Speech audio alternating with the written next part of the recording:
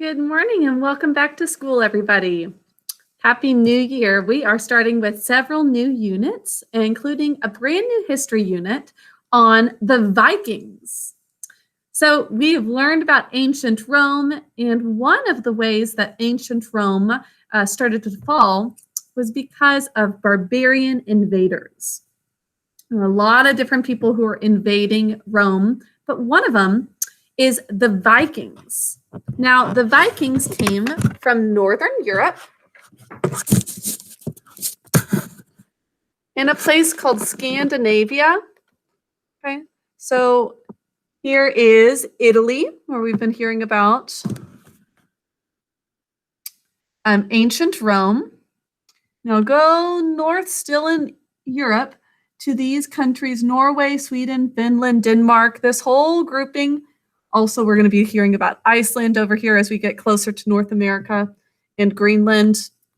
This is where our history unit is set, okay? So north of Italy, these countries especially, but also over to Iceland and Greenland. Okay, so the Vikings also had their own mythology that we're going to be hearing about. One of them that we have talked about, do you know who it is? Thor and Odin. So if you are a fan of Marvel movies, then you know Thor and Odin. And even Loki comes up in the Norse mythology. So for those of you who are fans of those, I think you'll like the mythology that we're going to read in this unit. The Vikings were known to be fierce warriors. They were not very civilized, meaning they didn't really act like you would expect people to act in their society. In a society, you think, in general, most people are pretty nice, and then there's kind of criminals. Well, a lot of these Vikings acted in a way that you might think just is terrible. That's not all of the Vikings by any means, but they were a lot crueler and more harsh than probably most people you would think of, especially like the ancient Romans had very strict armies that followed orders and rules, and the Vikings had a very different way of doing things, a little bit messier, but they were also scary, and so there's a reason that a lot of people feared them. So let's begin with the Vikings reader, which is posted in Bright Thinker. You've got a folder that has this Vikings reader, just like with the ancient Rome reader, so you can access it at any time. I'm going to go over to that screen now. And chapter 1, here's a little introduction on the Vikings. Now, 1,000 years ago, a seafaring people called Vikings lived in Northwest Europe. They made their homes in the region now known as Scandinavia. Vikings were skilled shipbuilders and sailors. Their ships, which were called longships, were so sleek they seemed to fly through water. Now, the Vikings were also fierce warriors. Sometimes they would raid towns and take property by force, which we heard about with ancient Rome, right? What does raid mean? To attack suddenly and with force. Now, in the story that follows, you'll learn more about the Vikings. This is just fictional, but based off of what it would have been like at that time that we're reading. Now, long ago, a young Viking boy named Ivar walked down a grassy path along a deep, narrow inlet of the sea called a fjord. As you can see here, a fjord is a deep and narrow portion of the sea that stretches inland with high cliffs on either side. I'm going to pull up a picture for you guys to see of this too.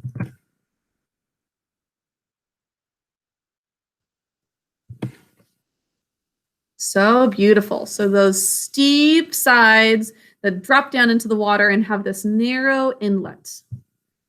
Okay? Like a river running through mountains, basically.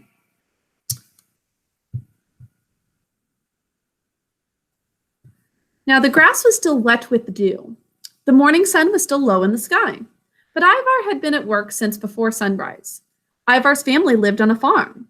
He had to get up very early each day to milk the goats and cows and care for the other animals too. Viking children did not go to school. Most people farmed, and boys and girls were expected to help with the chores. As children grew, they learned more skills. For example, boys were taught to fight with weapons, and girls learned to spin wool and make clothes. This training prepared young people for their roles in adulthood. Ivar was also learning to be a blacksmith, which is a person who makes iron tools by hand, as you can see here. As soon as he was done with his chores, he had to run the village blacksmith shop to help make some iron tools. When Ivar had any free time, he spent it with other boys, learning how to hunt and fish and ride horses.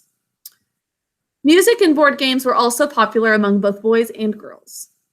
Viking children did not last long, though. Young people had to take on adult roles as soon as they could. So they did not have much of a childhood before they were put to work. As you can see here, a Viking boy might look forward to one day getting his own sword. He's looking up at this sword.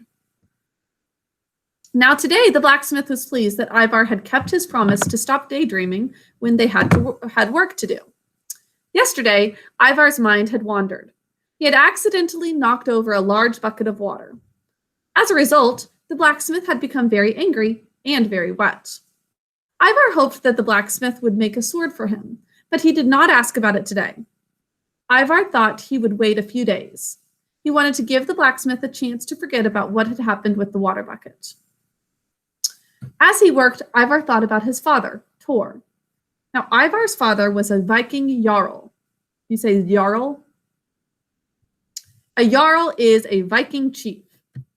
He had been away from home for many months, leading a long voyage at sea. Here's what the raid is that we're about to see. Tor the Jarl and his men had taken a voyage to plunder towns, villages, and churches near seacoasts and along rivers. As you can see here, plunder means take something by force. Now, they stole treasure, burned buildings, and took captives. The Vikings demanded that the families or friends of the captives pay a ransom, which is money in exchange for a person who's been kidnapped. If they refused, the Vikings forced the captives. If they refused, the Vikings forced the captured people into slavery. The Vikings killed anyone who tried to stop them. Everyone feared the Viking raiders. They were pretty fearsome. Now, this is what they are commonly known as today. This does not mean that all Vikings were this way, but that's the legacy that they leave behind. The Vikings had a special saying for going on this kind of raiding voyage. They said Tor and his men had gone a Viking.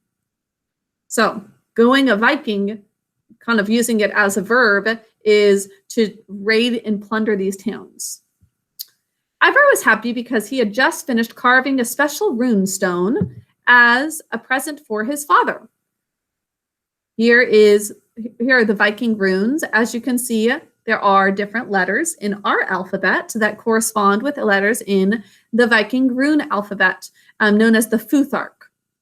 Okay, so some of these, like letters in our language, U, O, and V, just have one letter in the Viking language. And as you might see, if you look a little longer, there are some letters that just do not have a Viking equivalent. So we will have a little activity about this tomorrow, but very cool to see. Oh, look, and in this order, the first ones are Futhark. Before Tor left to go a Viking, he had told Ivar to learn rune carving. Ivar obeyed his father. He had practiced every day.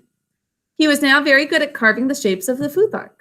This alphabet had 16 letters or runes. Ivar hoped his father would be pleased. The Vikings used runes to record information about important events and preserve the memory of important people. Runes were rarely used to record stories or narratives. So what did they use runes for? Important historical events. The Vikings also believed that runes had magical powers. For those of you reading Harry Potter, I know a lot of you are reading the Harry Potter books right now. Have you heard this word come up? There's inspiration in that book for this study of the runes, all about ancient runes. Now, each rune had a sound that relates to letters in the English alphabet we use today. The first 6 letters or sounds spell out the word Futhark. Some runes were used for more than one sound. For example, the rune that looks like an arrow going up had the same sound as the English letters T and D. Now, one rune was used for a sound we do not have in English, the sound zur. We don't have a zer in our language.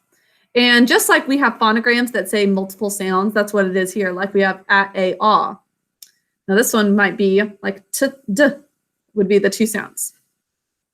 Can you put together your name in these Viking runes? You can pause the video and see if you can create your name out of these Viking runes.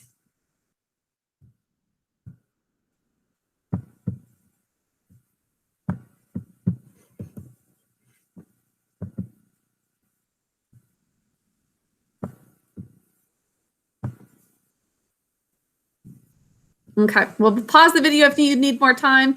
And did you all spot which letters are not in the Viking alphabet at all? Now, the Zer is in the Viking alphabet, but not the English alphabet. Well, that is chapter 1. We're going to be hearing more about the trading and raiding and the long ships. Okay, so they were seafaring people, as you can imagine they would be, considering where they are in Europe. You know how the Romans had all of this land around the Mediterranean Sea? Well, the Vikings were surrounded by seas and ocean, and they were next to the Atlantic Ocean. So they had to do a lot on the ocean, and they had very good ships to get them where they needed to go. So we are going to continue this unit and learn about lots of things with the Vikings. This is considerably shorter than the Rome unit, and it's going to relate very well with American exploration. As we transition into learning more about North American history, we'll find out how the Vikings really started to make their way over to America before our American history as we know it today really started. So that's all for today. I hope you're going to enjoy the unit, and I will talk to you later. Bye.